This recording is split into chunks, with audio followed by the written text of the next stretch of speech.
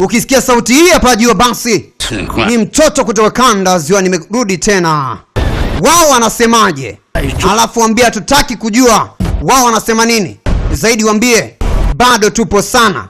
Alafu ukishambia hivyo waambie ni kwamba tunapatikana kila sehemu, nikimaanisha Marekani tupo, India tupo, Korea tupo, Japan tupo, Pakistan tupo, Afghanistan tupo, Tanzania ndo nyumbani.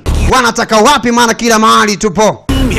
SP Movies Tanzania, jumba linalobeba basi movie za madijez wale wote wakali kutoka ndani na nje ya nchi ya Tanzania.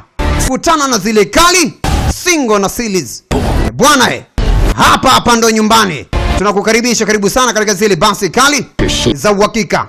Una haja kujiuliza zaidi? Kamata simu yako, andika namba 0717 455470.